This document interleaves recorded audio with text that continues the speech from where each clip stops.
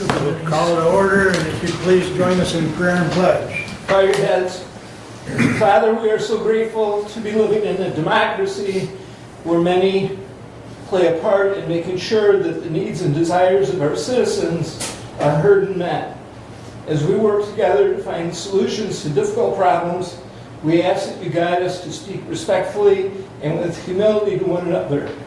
Help us to show Christ-like love to those we interact with and be an advocate to our constituents and others. In Jesus' name, amen. I pledge allegiance to the flag of the United States of America and to the republic for which it stands, one nation, under God, indivisible, with liberty and justice for all. Thank you. We'll have our first call out to the public. I'll read a rule. A member of the public may address the board after receiving recognition from the chairperson and giving his or her name. Public comment shall be limited to a period set aside at each meeting for such purpose. Each speaker shall have the floor for no longer than 5 minutes unless the board grants an extension. Board of Commissioner Rules, Procedures, and Bylaws 5.13-3, and we also ask you to be respectful. The floor is open. Good morning, Joe. Thank you for the opportunity to speak here today. While you've addressed one issue by getting the 800 megahertz system approved, you've inadvertently created others. Economic indicators have historically predicted a recession that now has been triggered. These triggers have historically been monitored. If this is correct, this will increase our existing challenges. People will lose their homes, homelessness will increase, rent will go up yet again, escrow accounts will increase, yet nothing has been done to address the current homelessness crisis, which will increase if a recession is to onset. What you have accomplished is going to add even more to the homelessness crisis. Also, remember the 3% raise that the county workers just received, that was just all taken away. On another note, the ballot initiative you supported has been pursued in violation of the law.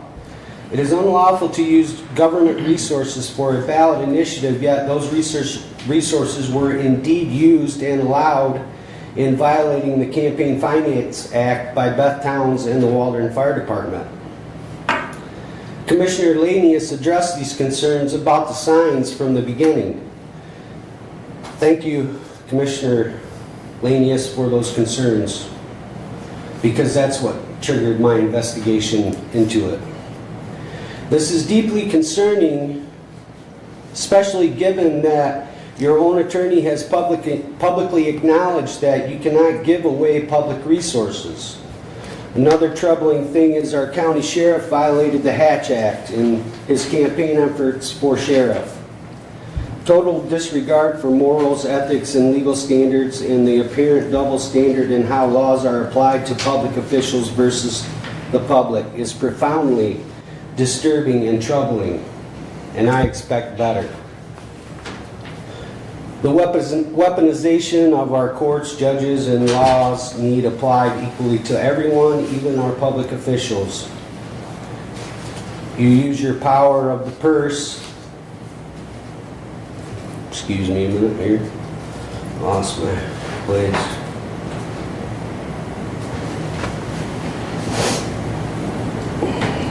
You use your, gosh darn it.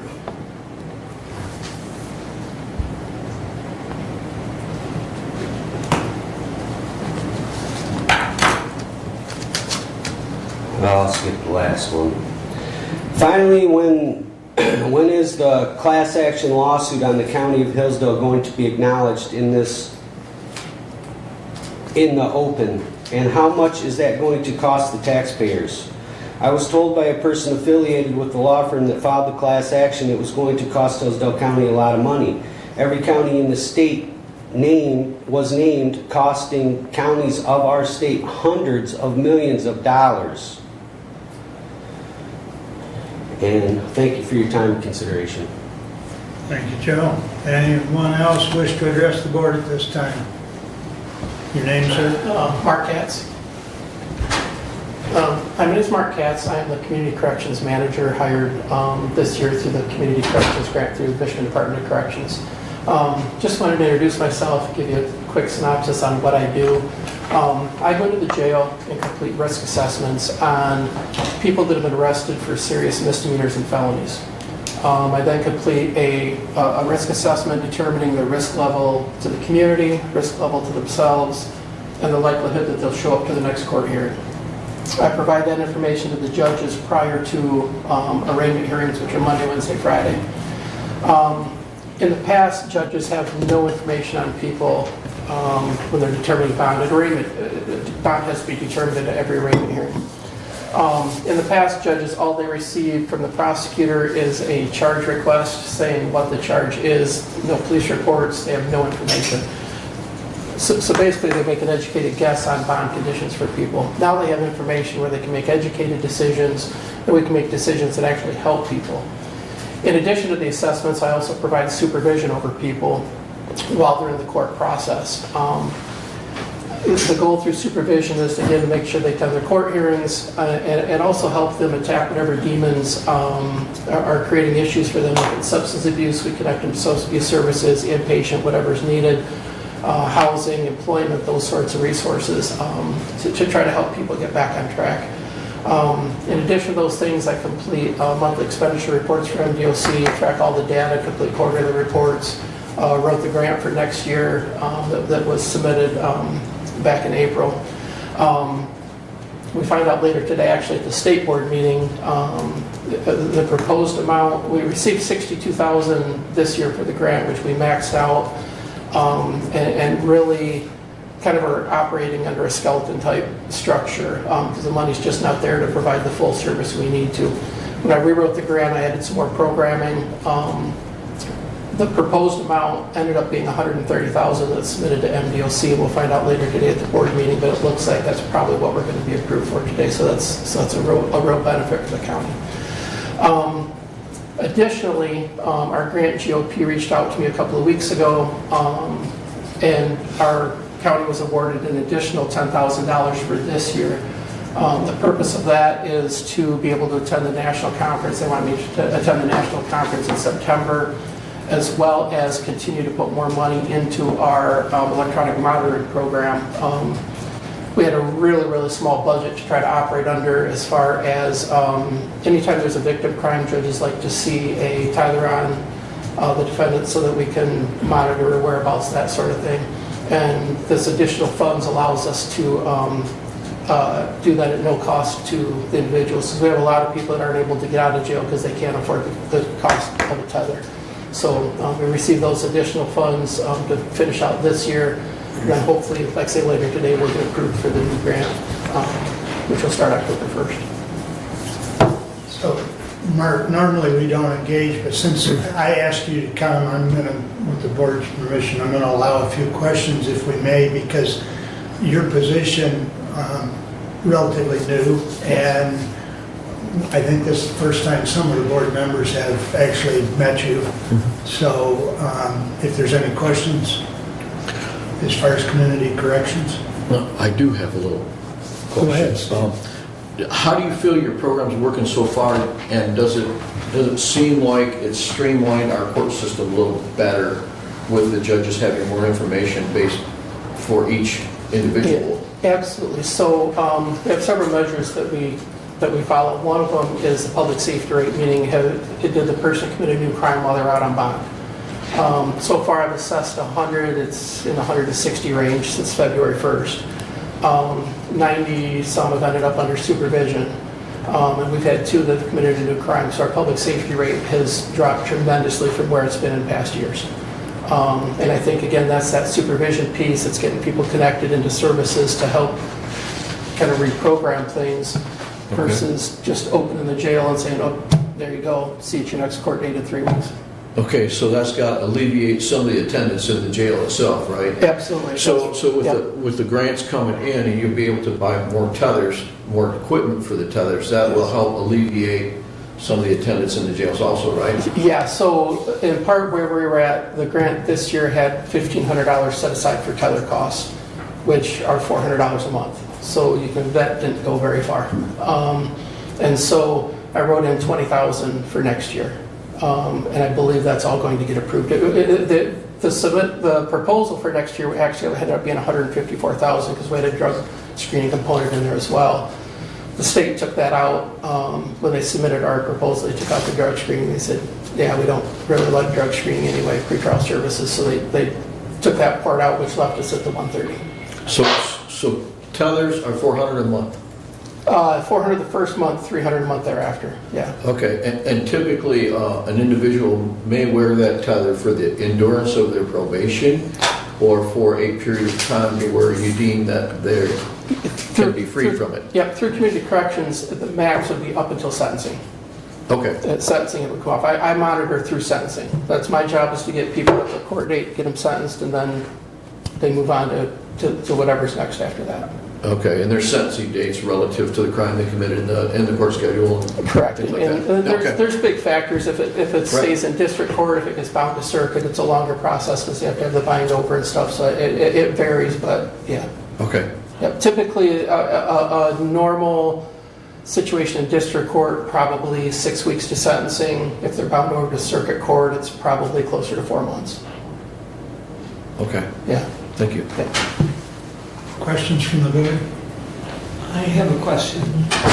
So the program community, if I remember correctly, is 100% funded through state, not through our general fund. Correct.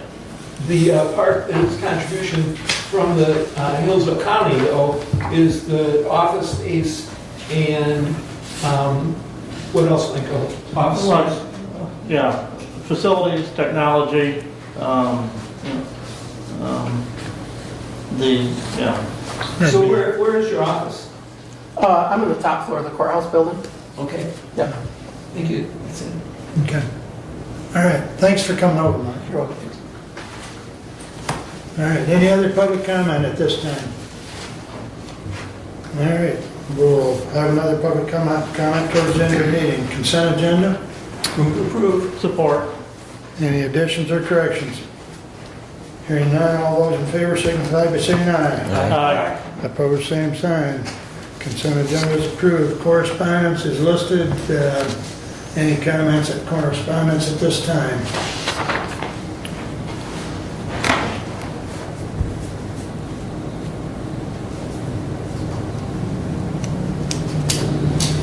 Hearing none, we'll continue moving. Regular agenda.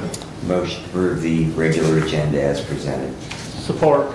Any additions or corrections? Hearing none, all those in favor signify by saying aye. Aye. Opposed, same sign. All right, that brings us up to Ken. Good morning. Can you hear us okay? Morning. Yes, can you hear me fine? Yes, sir. All right, very good. I'll jump right into it then. Yes, sir.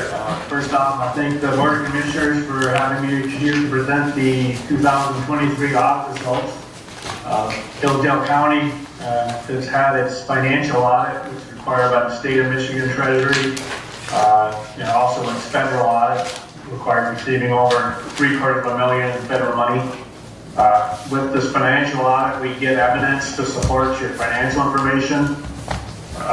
And that can be in the form of direct confirmation with the banks and institutions you have your money invested with, confirming each one as well as each account.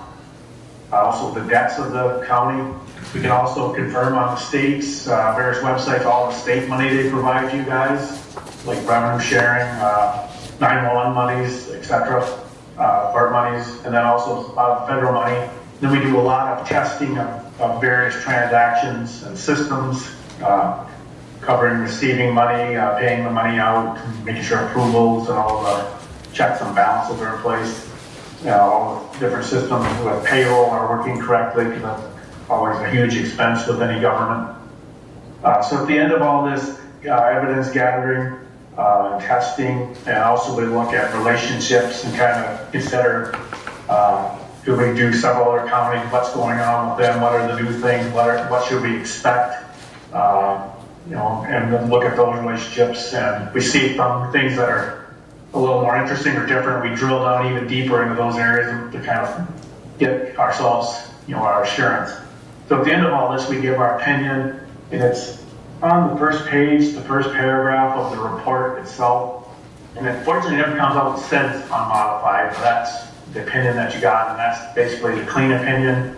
There's others where there's maybe an issue or two that's called modified.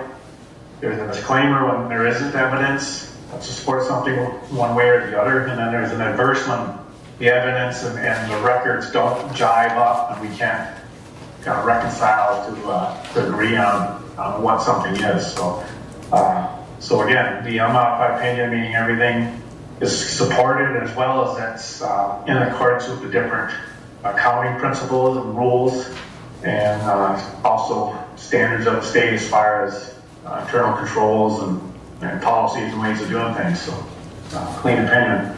Also with the federal audit, we test compliance with grant money, and like most other counties and cities, everybody's been getting and wrapping up a lot of their ARPA money. So we had to test that this year, as that being your biggest grant. That also checked out fine with use and administration of the money. So that was a clean opinion as well. Next, we'll jump over to page 13 of the audit report. And it kind of shows near the bottom, looking at the column of the general fund, which is what they say, the principal operating fund of the county, or most of the departments said. And you gained about $130,000 in fund balance for the year, landing at about $1.9 million. So your fund balance didn't get a lot stronger, but a little bit. And at the end of the year, you're also still setting above what they call the 15% benchmark, which is kind of not a rule or a law or anything, but kind of a best practices thing that the national finance officers recommend.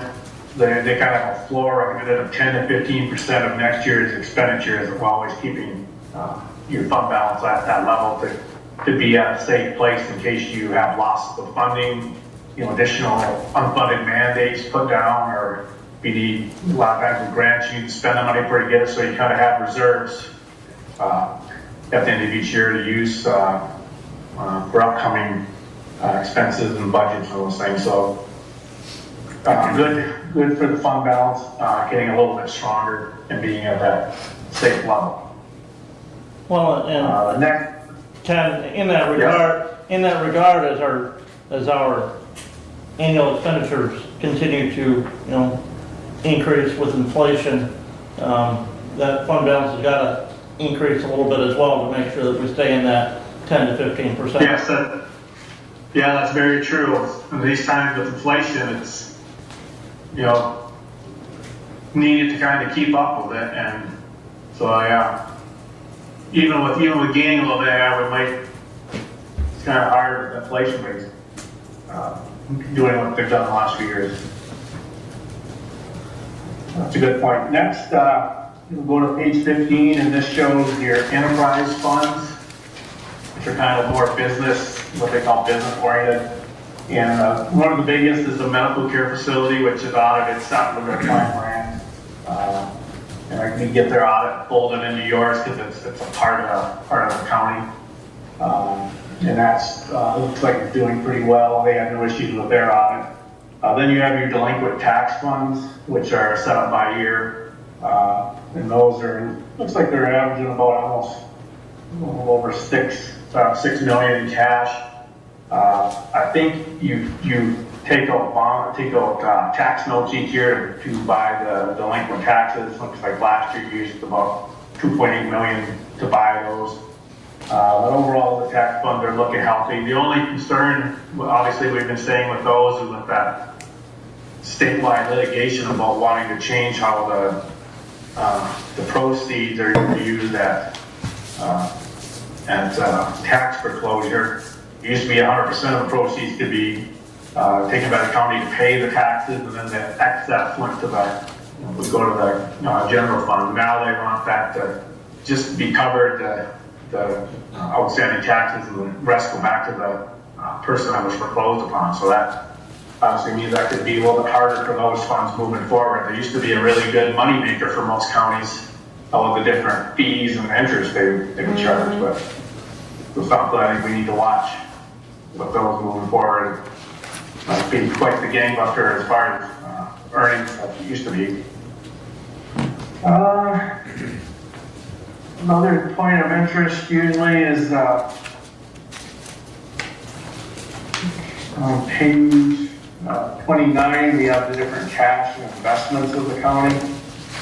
I've been bringing up lately with, you've got about all the funds of the county, about 15.9 million, then component units like the road commission and the drain commission. The drain's kind of under the umbrella of the county, as far as being done or audit, and then the road is done by Raymond Robson. We get their audit to include.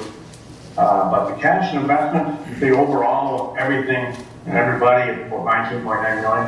And the one thing we've been recommending to most governments is interest rates have finally started to be good again. Not since the late 90s, where they have probably this good. And we're recommending as you kind of re-up your or redo your investment plan each year with the treasurer, and usually at the January meeting, they make a recommendation of what banks and accounts that the money in. It's a really good time to take a look at the rates of return you're getting with your bank to see, what new products are out there to get, to maximize that rate of return. Also, the insurance coverage has gotten better too, and kind of spread further, so you can cover more of your money if you're interested in that. So some of the things to look at when you redo investments at the beginning of the year. Make sure you're getting everything you can there. Next page is 52. Your employees are covered by the defined contribution plan, and also you have people in the defined benefit plan. The defined benefit plan got a little bit better as far as its net liability. We're about in the 8th year of recording net liability for the GASB, and the state likes everybody to be about 60% funded. And if we look about in the middle of the page under the 23 column, you're at about 66% funded. So that means that what the actuarial companies figure out what you owe in today's money versus the investment at this date, the difference is about 3.7 million net unfunded, and you're at 66%, so you're above the state's threshold for having that funded safely. Otherwise, there really is no rule or law of how much these plans or the OPEB have to be funded. Just have to be funded to the best of your means and resources, and making sure that the employees get the benefits when they're due them in the timely manner. So it looks like that's having no issues with that. The last item kind of covers everything. My summary of the audit is page 83, and this is required by the single audit to kind of summarize everything. And it starts with the opinion of the financial statements, again, which was unmodified, and then we look at are there material weaknesses. So when we do the audit, we put things in a 3 categories. Material weaknesses are big things that could hurt you, that either are happening or have even the potential to happen. Maybe weaknesses like they say sometimes separation of duties. You used to have one person doing everything. That's a weakness. If something happens to them, they were stealing or anything, even if they make mistakes, it's because it's on one person, there's a risk there. There's significant efficiency, which are more in the middle, as far as problems that can happen. And then there's non-compliance, which is, the state has various laws. I don't know, one attorney said one time, I think it was Bear Cotter, as a person, you can do whatever you want until there's a law stopping you. And the opposite is true for local governments. They need a law to do something. So to use credit cards, there's a public act. To invest money, there's a public act. Using different like purchasing and all these things. So you have to have compliance with all these different rules and things for the state. And we check that out, and we have no issues there either. And then also you have those same things for the federal grants, and that all checked out clear, with no issues, and a modified opinion. So, in summary, there is no real big ticket items. We usually put in our letter, which is separate in the very back of the audit, kind of more minor things we come across, and then also changes in accounting standards that are on the horizon. And I think, well, one recommendation is still cleaning up the trust and agency funds a bit more. They've got some stale balances here and there. And making sure that the agency funds are totally used right. A few years ago, the GASB took a hard look at those. Of course, the GASB's the national body that makes rules for governments. And traditionally, the trust and agency funds were funds holding money for other governments. They didn't want, like, if there's county stuff, they're not being in those things. They're okay with, like, the tax money being held there temporarily before it gets, like, distributed to the funds of the county where it belongs, but they really want just the external people stuff going through that, whether it's other governments or other people or things for the courts or things like that. The last is the Statement 100. It requires changes for any time we do restatements. Didn't have anything too big in that area, but they're changing how that's presented in the future. And also compensated absences is being redone. And those are your sick and vacation payouts for employees. They are allowed to accumulate excess time that they don't use. And then when they finally do retire, they get paid that out. And it's usually when they retire at the pay rate that they had at that time. So what's interesting about it is that before, we used to always record the obligation for that at 100%. And the GASB thought, well, that's maybe not too realistic or fair to have such a big liability, because some people are brand new, maybe they've been working 1, 2, 3 years, and they're 30 years out from that. So maybe we ought to weight them lighter. So they said maybe they should be 50%. Then people in the middle are 70, and then people who are close to retirement, that's maybe 5 years out, they're 100%. So they want to look at this and kind of make sure it's weighted fairly based on, I guess, time and the time value of money and those things, what it actually is going to be. So something else to get ready to be able to do and make sure we're ready for next year for the 24 audit. But overall, a pretty clean audit. I say the treasurer and Derek and the clerk always do a good job and are very quick about finding everything and pulling information and also answering questions and making sure everybody's on the same page as far as policy and procedure. So pretty clean audit. Also with your health, I think it's looking pretty good. Say the general fund's staying at a okay level. Your taxable values, I believe, are almost going up about 5.9% from 22 to 23. So that's helpful that you're staying healthy as far as those values, because that's where the county makes a lot of its revenue each year. It's property taxes. So I think the county's looking pretty healthy for 23. Also, no over expenditure issues with budgeting, and no deficit fund balances in any of the several funds of the county. So, pretty healthy year. Ken, this is Commissioner Leininger. Thank you for the audit. Just a couple of things. A reminder that I think so. You did the audit, or your firm did the audit this year. And that was the 4th year that you've done the audit now. You've done a 3-year contract, and then we did a 1-year extension.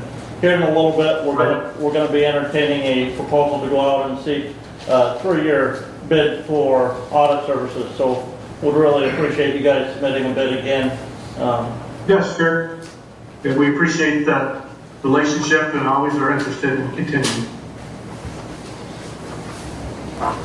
Stephanie, did you have anything you wanted to? No. Or Derek? Derek? No. Okay. Any of the commissioners? All right, I think we're all set, Ken. Hey Ken, one more thing on a side note. you gonna be in your office tomorrow or Thursday? Thursday. Okay. I may stop in. Oh, okay. I'll be there all day. I'm making a trip to Sault Ste. Marie, so, Oh, nice. Yeah, stop by. all right, will do. Thanks, Ken. All right, thanks, everybody. And I always add, if there's anything you guys have questions about or think of something later, you always can reach out to us and we'll try to answer your questions best we can. All right, thank you, Ken. Thanks, everybody. Bye. Bye. I would move to accept the audit and place on file. Support. Any discussion? Hearing none, all in favor signify by saying aye. Aye. Opposed, same sign. Will that be available on the what county website? Can you I think it already is. I'll double check. Brendan, go. It's on the diligent site. Okay. It's part of the. But it's on the public side or our side, so. At some point. Okay. Yeah. I'll make sure it's on the public site. Thank you, Derek, appreciate that. Do you have another clean copy? 'Cause I've been writing in mine. Abe would like one. And it is. That's my last one. Okay. Thank you, Derek. Thank you. And, you know, this audit since the end of June has also been available for anybody to look at on the state of Michigan Right. website as well, where they can go and look at financial reporting from local units of government. So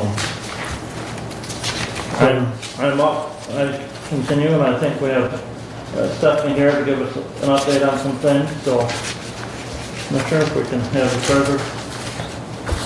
Yes? Unless you didn't look at your email late yesterday, I did an amended report for the tax foreclosure.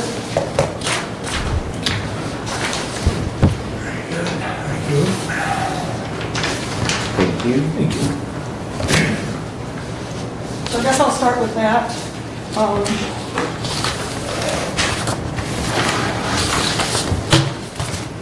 We have to report that to the commissioners per statute for MCL 211-78T.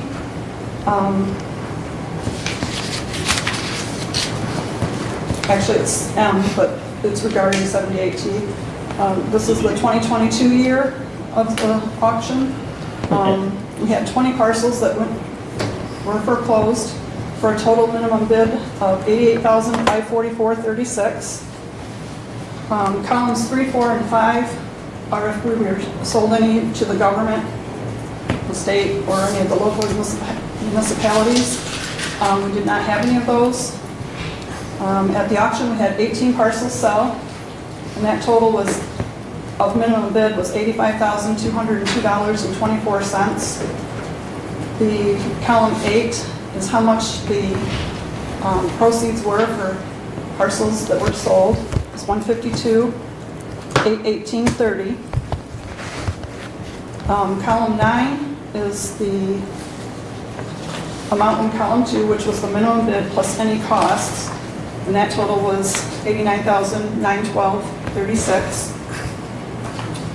And column 10 is the same as column 8 because we didn't have any government agencies purchase anything, so that total stayed the same as $152,618.30. Column 11 is the proceeds that were paid to claimants. We had one claimant. This was still early on in this process, so not many people knew that they could claim. So we only had one claim of $13,368.31, which leaves a total remaining of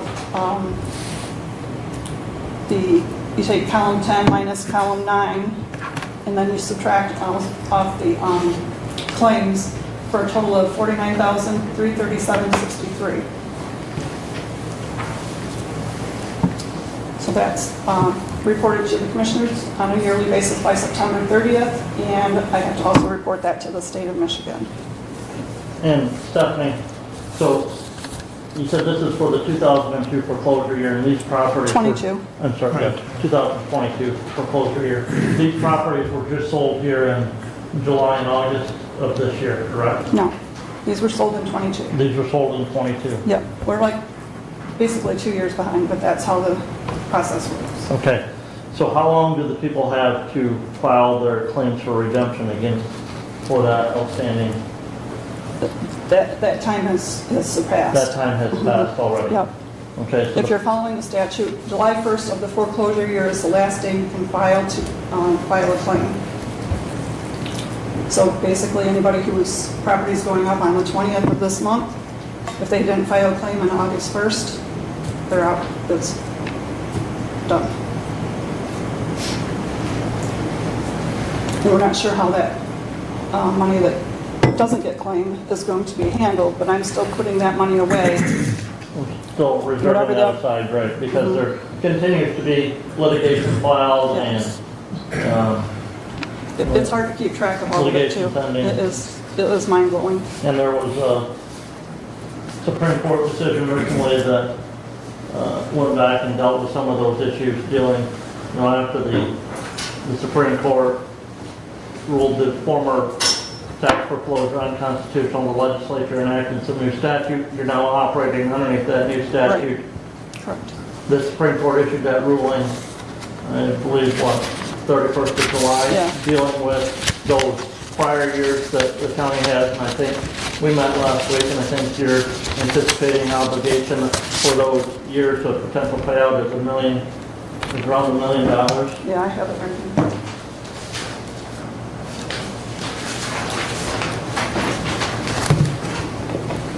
Yeah, just under, it's 993, 499, 46-ish. What was that number again, please? 993, 499.46. And they did move to go retroactive, because that's a published, I can speak of that without full session, I Yeah. believe. So, but we are also in that other litigation where we have a settlement in process, which was appealed. So, And and that is most of our properties. and the class action lawsuit out of Grand Rapids, so that, many years ago, well, I believe it was November, December of 2020, the Board of Commissioners, signed a letter to the treasurer that they would hold the treasurer office harmless for that expense that would be required to be paid out on any of those claims that would be submitted. And we, even with that pending settlement in that class action lawsuit that's been appealed to the Sixth Circuit, we still have no idea how many claimants we're actually going to end up with filing for reimbursement on those proceeds. So the exact cost exposure to the county yet, it's still uncertain on some of that. And on that state court issue, Stephanie, how long do those individuals have to file claims if they're not part of a class action lawsuit? They have until March 31st of '25, and then a motion has to be filed by October 31st or 1st, I'm not sure which, of '25. So March 31st of 2025 to file a claim. Correct. But like I said, most of our properties are still in that class action. There's some that opted out. I don't have a total list of that. Our attorney in Lansing is supposed to be getting that to everybody, so we know what the opt-outs are and the opt-ins are. And I just don't have those numbers because I don't have those names yet. Any other questions on that? Questions? Okay. Did you want me to go over the financial or the Yeah, if you investments? want to, and one of the communications in our packet was the quarterly investment report, so if Stephanie's here, she can touch on that because she provides that to us as well. So money markets and savings, we have $9,914,729.58 for the second quarter. In the investments, certificates of deposit, $2,929,50. Boy, I can't even speak today. $2,929,650.14. In the municipal bonds, we have $5,313,751.87. And then we have some various smaller certificates. The 155 account, I can't think what that one is. Do you know what that one is, Brett? It's a small one. We have $2,443.72. County road has $651,282. And then the capital improvement is down to zero this year, or this quarter. We've used all that money for the courthouse. So the total of the investments in the money market, or excuse me, the bonds and the CDs, $8,897,128.55. Right off, yeah, I guess I don't remember what that part. I think it's included with another one of our general fund CDs. So I don't put the information on there. I just use the code. I'm thinking it's like Hillsdale Emery Park or Carl, whatever that commissioner was. Yeah, okay. I don't have it in front of me. So any questions on the finance or the investments? Investment reports. I don't have, thank you, Stephanie. Yep, thank you. Thank you, Steve. All right, Brent, please continue. All right, I believe we have an action item here. I have a copy of it. Resolution 24086 to the Honorable Board of Commissioners. Whereas the Hillsdale County Board of Commissioners Resolution 07-108 recommends that the county seek proposals from certified public accounting firms at least every 3 years to conduct an audit of the county's funds, and whereas the county last saw proposals in 2020, where Anderson, Tackman and Company were approved by this body on December 22nd, 2020 with Resolution 20-136, and retained for an additional year of service on November 28, 2023 with Resolution 23-153.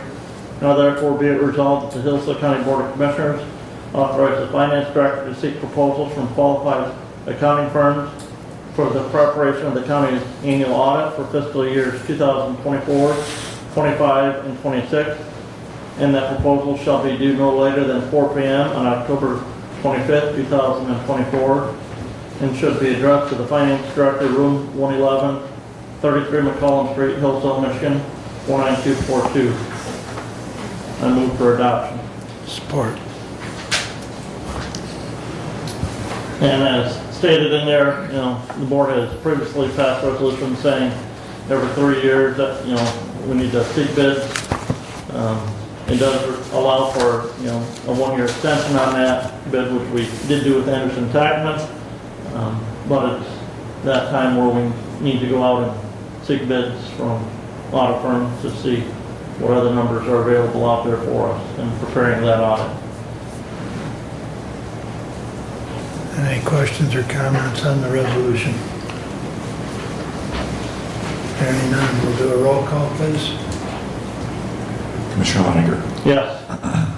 Commissioner Ingles. Yes. Commissioner Lanius. Yes. Commissioner Wiley. Yes. Commissioner Benson. Yes. Passes 5-0. Please continue. All right. One of the other things a couple of other things in communications were the July expenditure summary report for the county.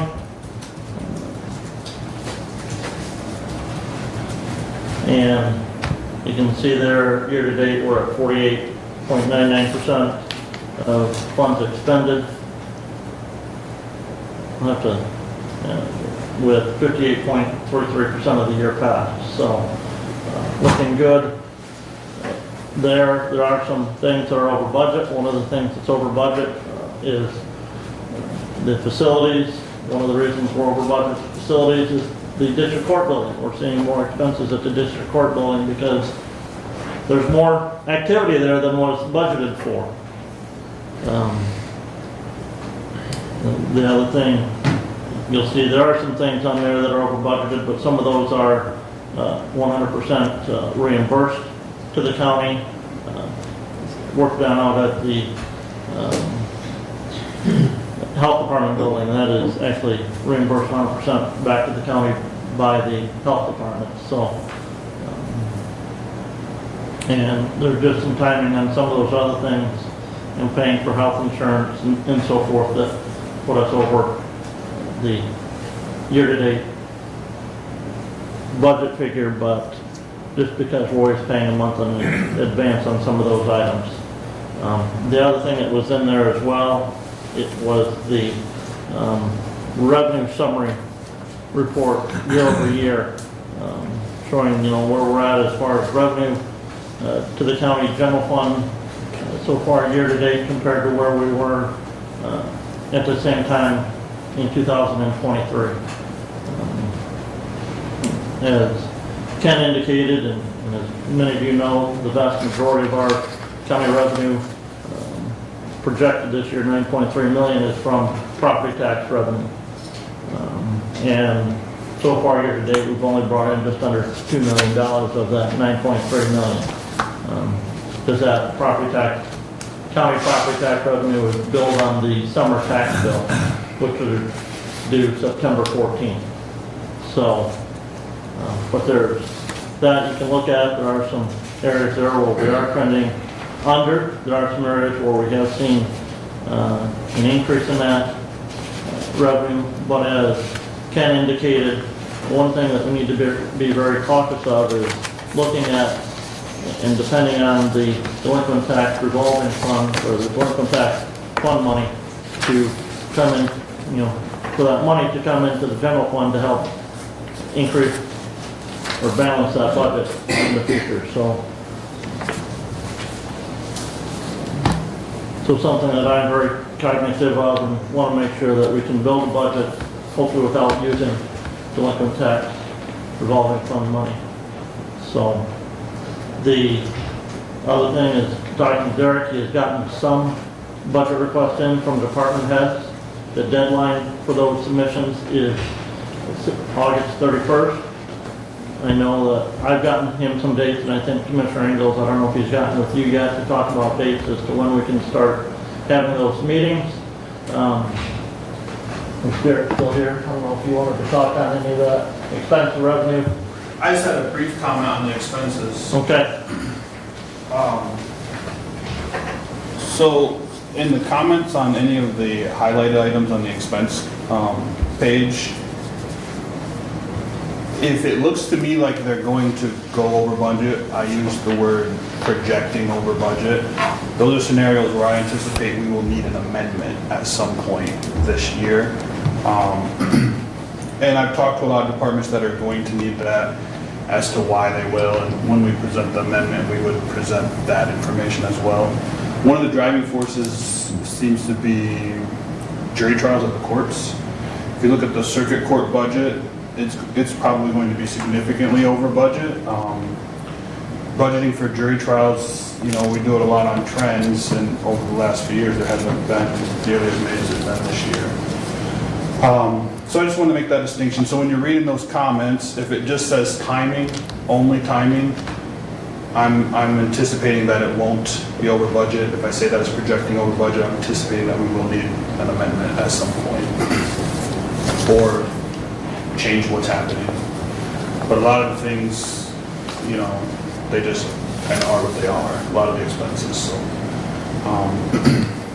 any questions on that? And then the revenue, just briefly also, a lot of that's timing too. We're showing that we're $1.1 million over where we were at this point last year. A lot of that is timings on when some of the taxes were recorded. It's not that we are doing $1.1 million better than last year. So, any questions? Thank you. Back to the budget for 25, we'll be getting those dates and working to get department heads scheduled in. I know Commissioner Ingalls is gone that first week of September, I believe. So we're going to have a couple of busy weeks there.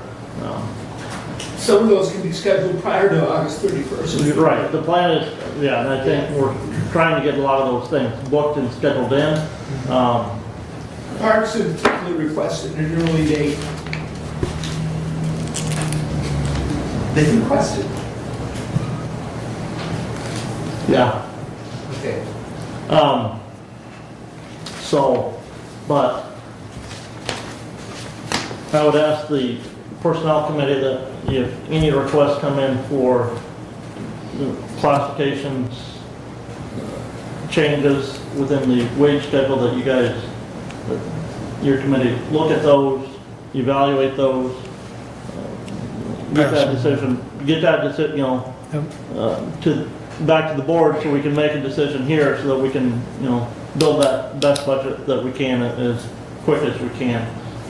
We have one so far, correct? You know, in the resolution requesting proposals for our audit services, we use the October 25th date for the deadline date goes in to give the finance director time to get those requests for proposals out and still work on planning that budget for next year as well. So I had substance use disorder training, our meeting last week. They've got some events coming up, and then continue to do the audit of the marijuana licensed facilities in the county. Other than that, it's been a light couple of weeks since our last meeting.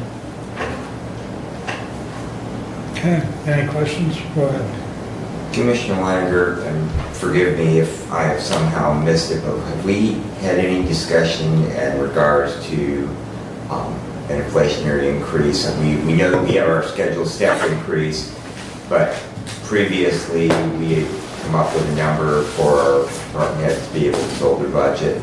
Has there been any discussion on that? We have not, when we passed I believe it's in the personnel handbook, that it says annually the Board of Commissioners will consider adjustments to the salary and wage schedule as was last adopted. We haven't had any discussions on that yet. I have been, and wanted to talk to the equalization director after our meeting today, kind of see where those numbers are trending at statewide for the property tax number for 2025 inflationary factors. The last I had looked at it, it was about I believe a 3.1 or 3.2% inflation factor at that point in time, but there's been a couple more months added into that, so I'm not sure exactly where we're at on that right now. My hope would be that early September, we asked the department heads to build their budget based on the wage schedule that's in place right now, using the, you know, those employees that are going to be seeing a step in their wage, you know, factored into that, but we did not. We're just going to use that base, and then if we as a body adopt changes to that, we can then, that would apply across the board to everybody in that salary and wage schedule. Okay, thank you for that clarification, because Commissioner Wiley and I, if we receive as management personnel a question on how to build those budgets, we can just let our department heads know that to build them with the step increase that is factored in based on our wage study that's in the personnel handbook, and then that we will make appropriate adjustments if at such time the Board of Commissioners looks that up. Yeah. Thank you very much. Any other questions for Brent? Doug, you're up. Thank you. As we know, we have an extension to August 31 for our notice of intent on our MMP. I have sent email to St. Joe County, to Teresa Cup, and also Ranch County, but Norman with Eagle copied in. I copied in all commissioners as well. neither county has responded. I have not heard anything at all from those counties.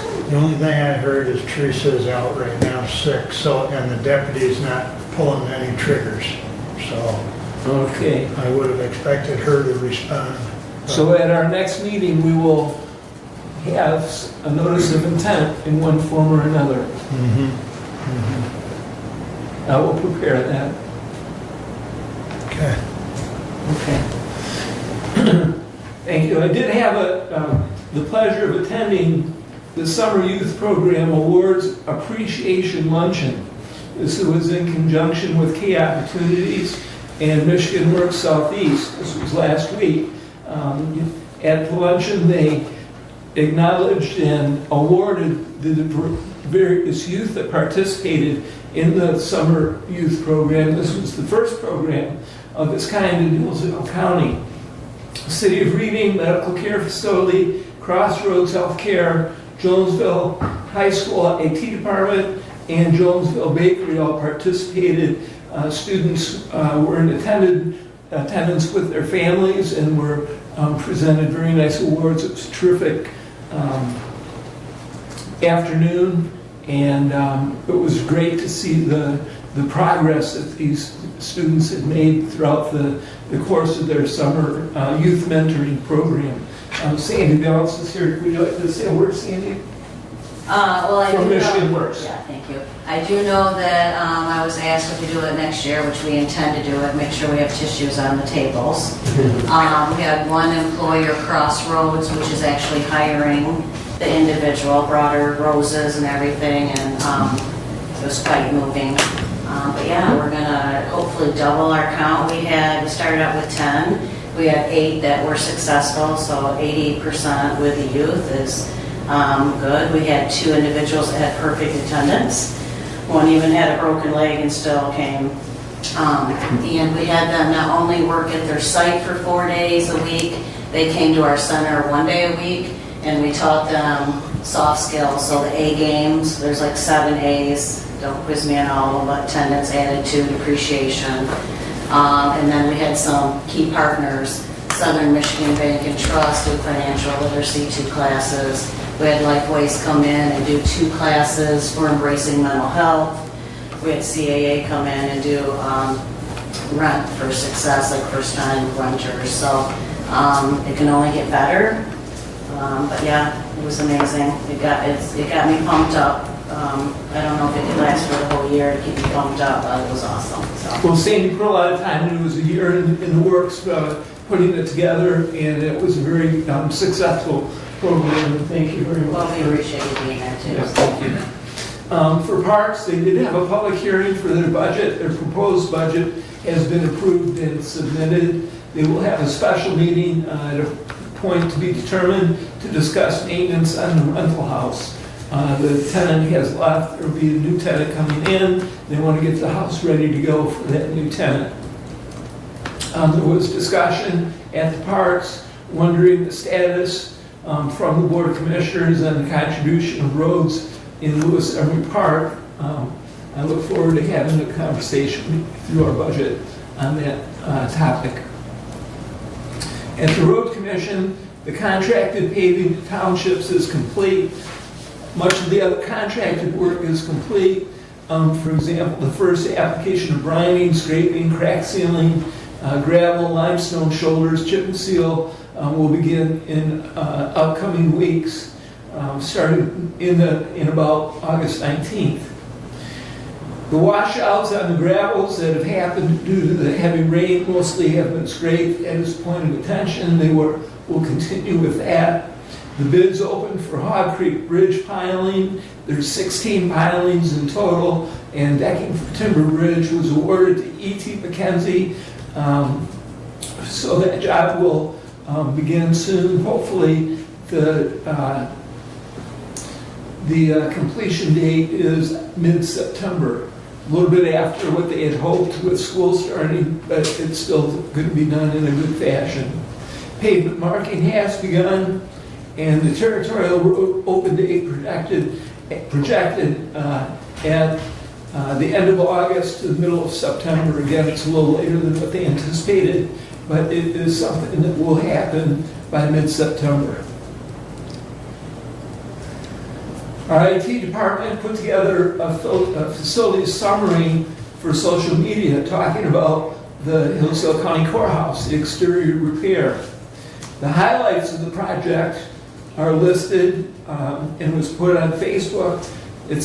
David reports that facilities through historic Renaissance have replaced more than 20 sandstone blocks, some of which weighed over 800 pounds.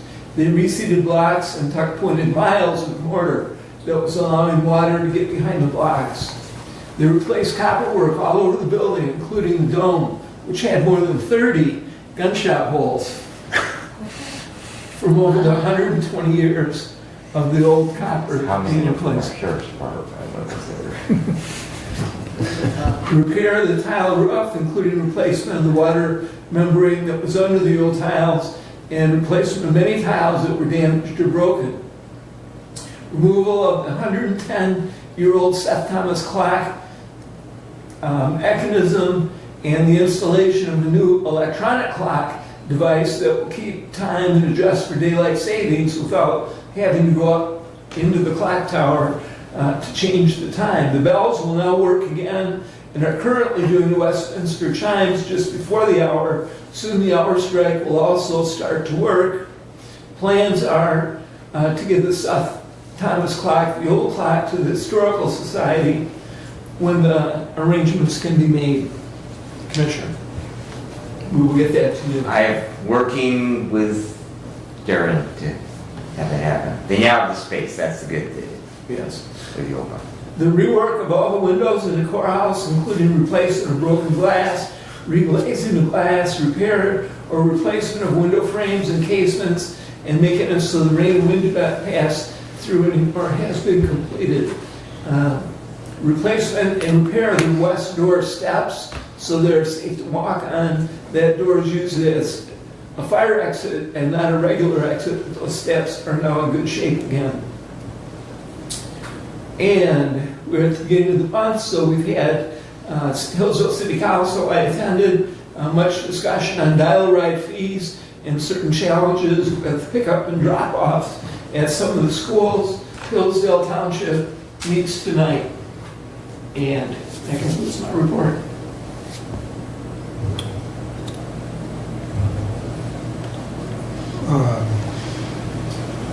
We discussed briefly on the phone about the lease extension for Lifeways. And I did mention that at the facilities meeting with Lifeways. And so I think both sides are thinking the same thing. Okay, so at some point we'll just need to, formalize that. Right.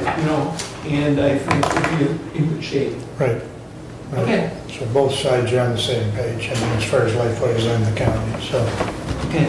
Okay. So, Any other comments for Doug? yeah, I do have a comment. Just driving past the courthouse now and looking at the scaffolding down and how the bell tower looks and everything, it's just phenomenal. When the sun hits it in the morning, it's gorgeous. And I think the Renaissance has done an absolutely fabulous job on that. And I think the employees that actually did the work need a pat on the back, as well as the management for coordinating all that work.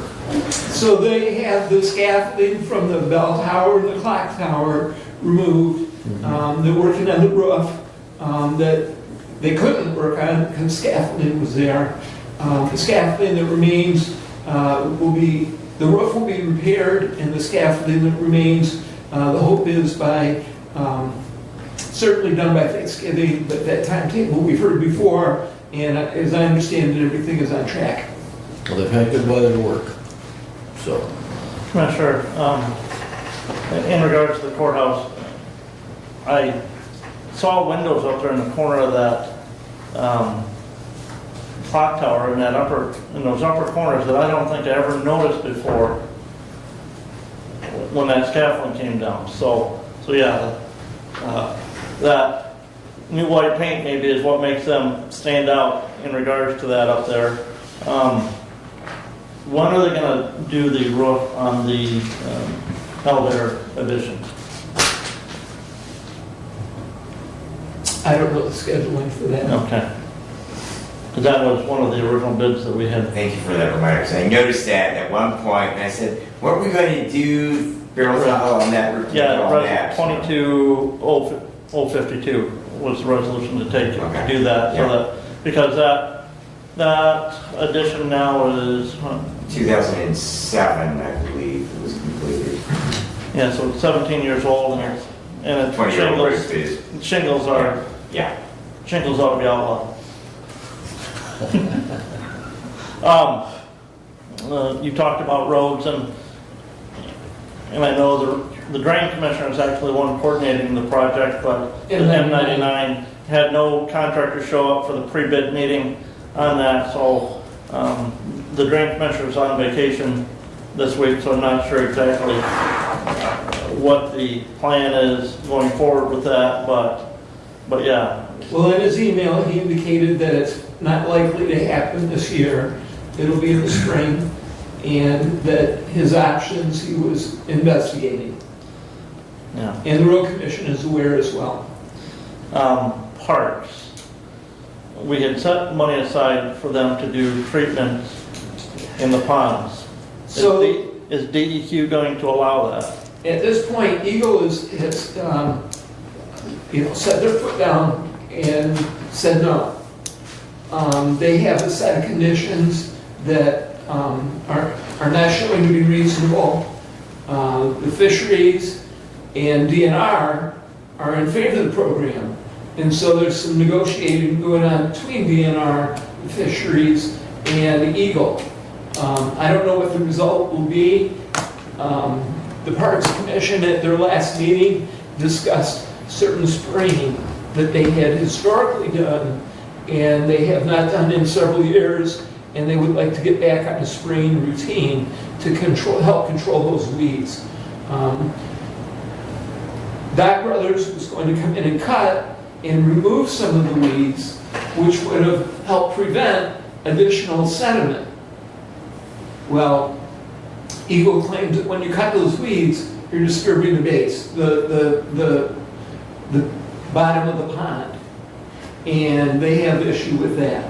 And so how it ends up is unknown, but Eagle is very strong in their opinion, as I understand it. So, no movement yet.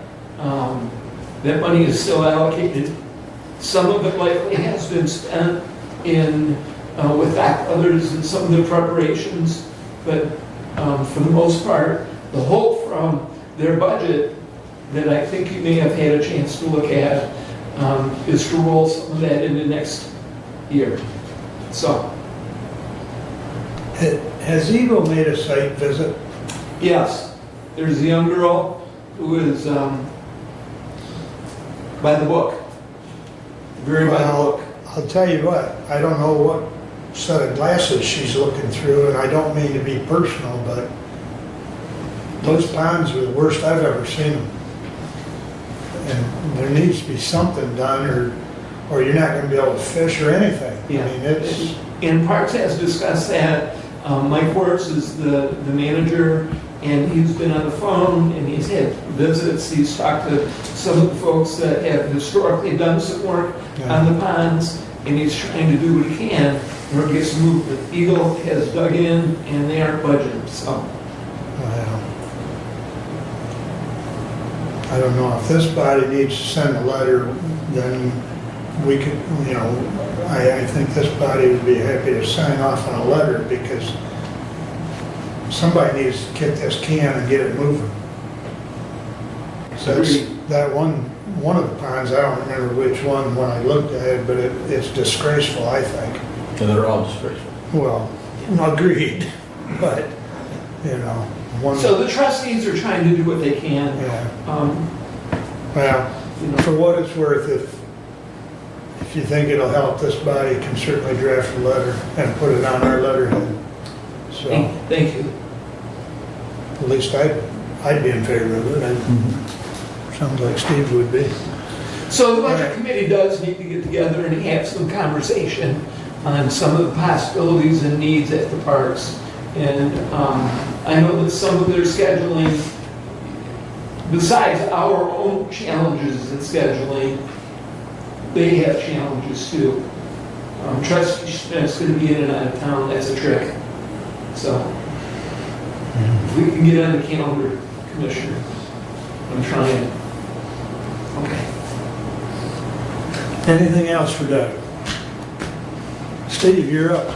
Okay, I've been approached by several constituents about the OMI, and we're going to go into a discussion about that.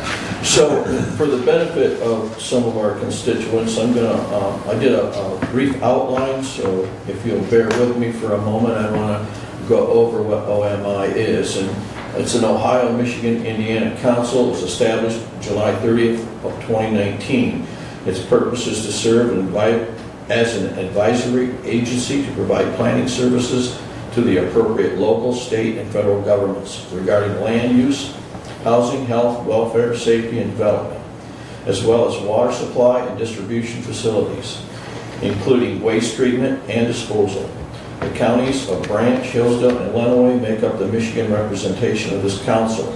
There are 9 counties total. Williams, Defiance, and Fulton counties make up Ohio.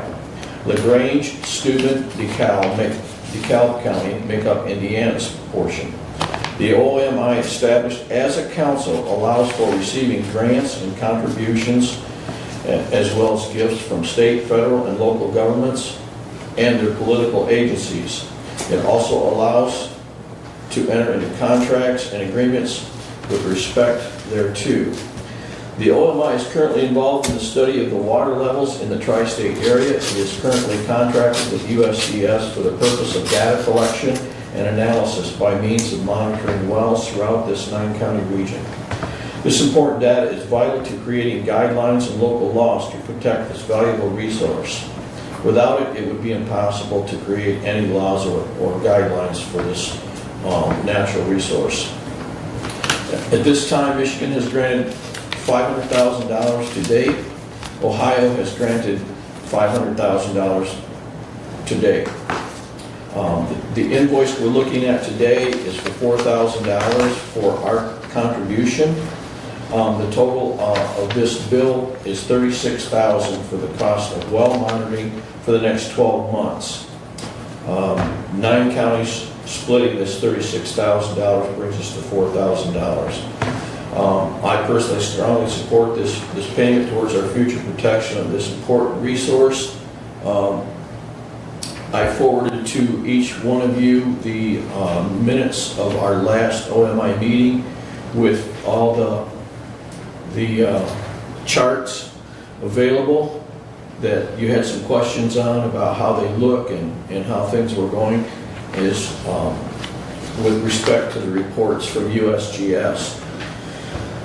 So I don't know if we need to have a resolution for the payment of this invoice, or if we're going to discuss paying the invoice.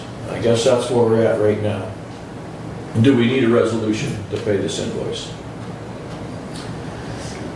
Well, we need to discuss it because, and at this point, there would have to be a motion and then it'd follow up with a resolution. However, it was, Brent and I talked about it, and we don't recall this $4,000 that were being mentioned to us prior to receiving this invoice. It was over a year ago. Okay? Okay. All right. Prior to this last meeting that we just had, the OMI, was, our previous meeting to that was, I believe, September of last year. So we're almost a year from that date. And I did mention that at this committee. So I don't know what you want to do. You want to discuss this a little bit further? Well, Commissioner, I'm not sure where we're going to pay it from. This was nothing that was built into the budget to contribute to for this cost. And the supporting documentation that came with this is almost nothing. It says nothing about that this is a bill for the Ohio, Michigan, Indiana Council of Governments. You know, this is, talks about a contract between the Williams County Commissioners and the U.S. Department of the Interior, U.S. Geological Survey. But this is nothing about, you know, it says OKI Water Science Center. I have no idea what OKI is. But A, we never had the opportunity to approve any agreement. You know, and other than the agreement to join, I believe the Board of Commissioners approved the agreement to join the OMI Council of Government. I don't know. July 30th, 2019. Yeah, I don't know, Mr. Dane, is that available on the, is that something that's out there on the diligent internal files, that intergovernmental agreement? I don't recall it. There is a copy that I've given to the clerk. It's probably, So it's there somewhere. probably not scanned in yet. Yeah, so, but again, to receive a bill from Williams County for $4,000 out of the blue is, Unacceptable. especially when I live on the river that drains through that county, and that county does nothing to clean log jams and debris out of that river that obstruct the flow of water and cause thousands of dollars of damage, either through erosion or crop damage to constituents in Hillsdale County. Okay.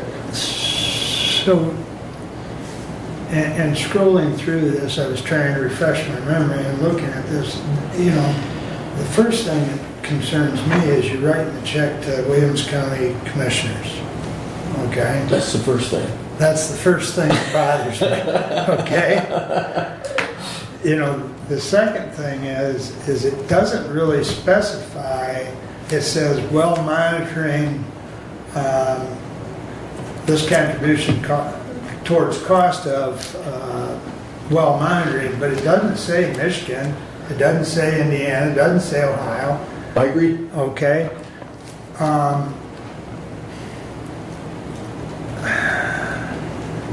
Kind of sketchy, isn't it? Well, yeah, and I mean, going back to the 500,000 that Michigan allocated, the 500,000 that Ohio was allocated, I can remember when I sat on that council, those monies were kept separate and they were used, so Michigan's money was used in Michigan. Yep. And Ohio's money was used in Ohio. And Indiana's still lagging behind. I thought they had contributed. What's that? I thought they had contributed. I don't think so. Nah, I think they're still, I don't think Indiana. it's in the works, but I don't think it's actually crossed over to USGS. Actually, to my knowledge, Indiana hired another organization to do survey. Okay. So they kind of, even though they're part of OMI, they've kind of stood out here on their own little island doing their own little thing. Okay. That's how I gathered the information on that anyway. That's what I got from Well, our last they're meeting. different anyways. Well, you know, a Hoosier, he doesn't have an odd sign to him. So I'm just a messenger here. Well, we're not gonna shoot the messenger. Yeah, we're not beating up on you, Commissioner. But you know, if this money was to be paid to, say, USGS for well monitoring, Yeah. then that's a little different scope, but it's still, back to Brent's comment, we didn't budget for this, so where does it come from? Right. Well, the other thing is, you know, you have a copy of the contract and it's signed by nobody in Hillsdale County government. Right, It's signed by the commissioners of Williams County. right. Well, I have a problem with somebody obligating me to a payment of our taxpayers' funds without asking me first. Right. yeah. Brad, you have a comment? Thank you.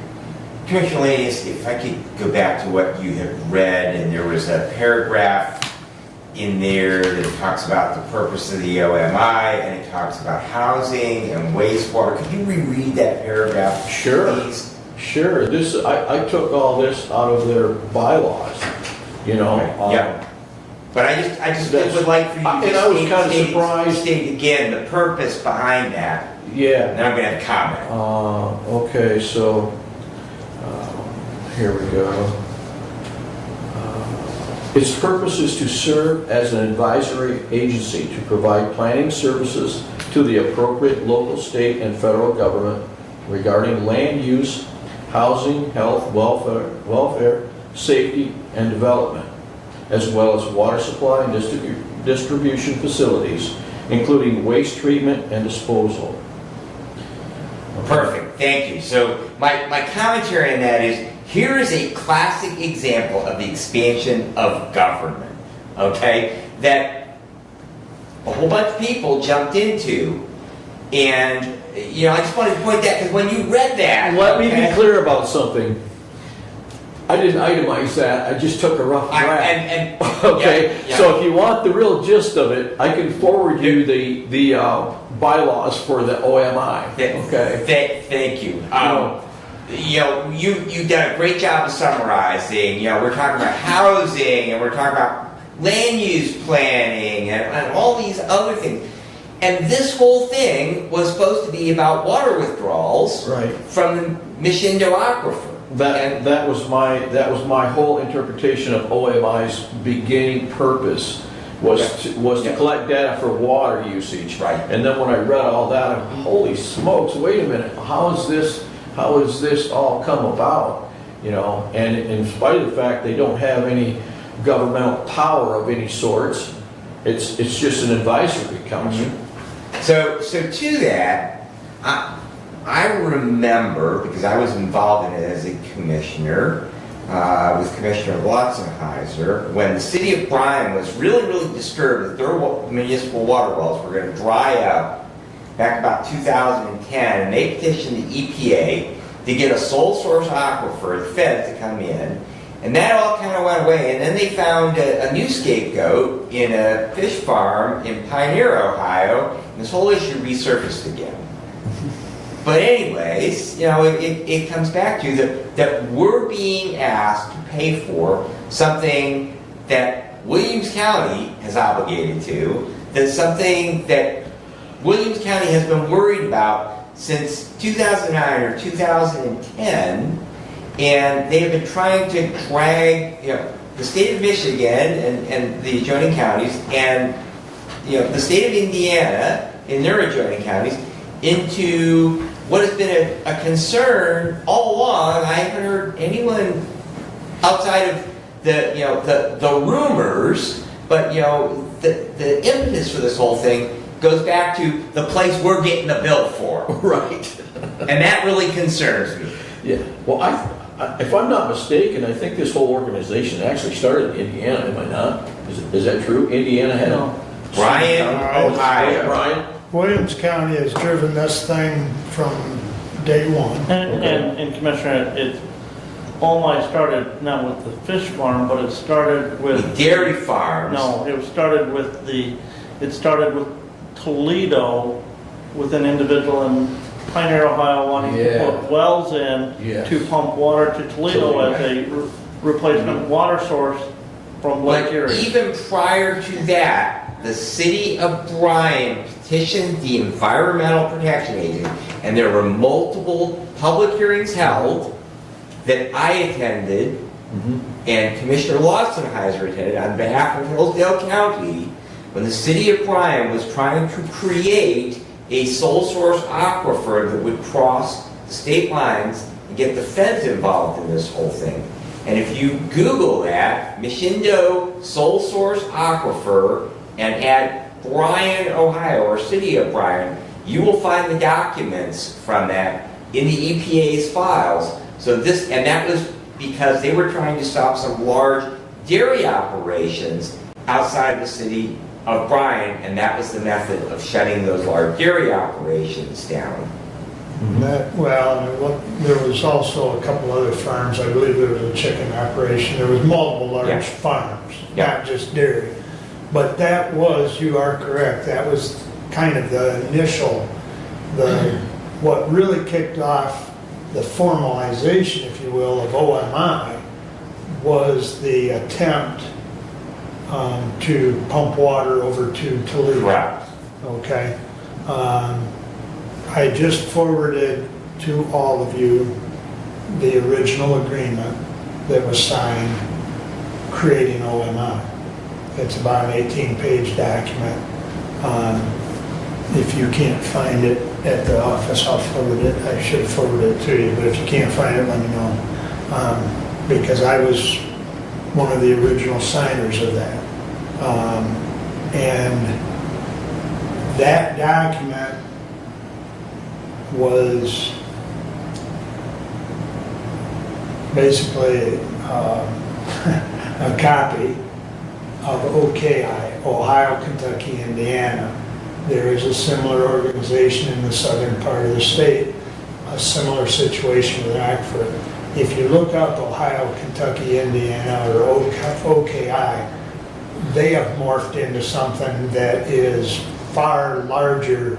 They have a staff, and it's become... The expansion of government. And actually, their entity is not so much governmental as it is become an entity to help business, housing developments, as the document reads. So that's where some of this language came from, was OKI. So you'd have to kind of look at OKI to understand a little more of why some of this wording is. Now, did any of us original think that we would morph into this entity? I can't speak for the others, but I know I didn't think we'd ever have the ability to, expand into something like OKI is. But I would encourage you to look at OKI because what they have, they have a very similar situation with river and with an aquifer and et cetera. But they have expanded into something that is probably 10 times more useful than what OMI is currently. And when I say useful, they're able to provide data. I mean, they've got years of data that we don't have. So that alone is something that's valuable to whether it be a housing development or a business development or whatever. So, In my own humble opinion, I think what they're trying to do with the water conservation and data collection, I think it really is an important issue going down the road, because there are companies that are going to want to come in from Toledo or wherever and pump, millions of gallons of water out of our area. And I think if we have data on that, I think we can create some kind of guidelines or something to prevent some of that from happening. I think the motive is good.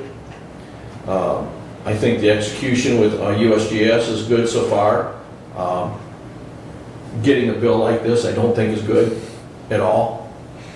It just, I can send you a bill for $4,000 also, Mark, and are you going to pay it? I don't think so, right? It's just too sketchy to me to really pay it. However, having said that, I do support what OMI is trying to do. I do believe in what they're doing is a good thing down the road for our natural resource protection. End of my discussion.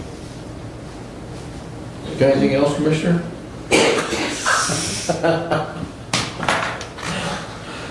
Okay, moving on.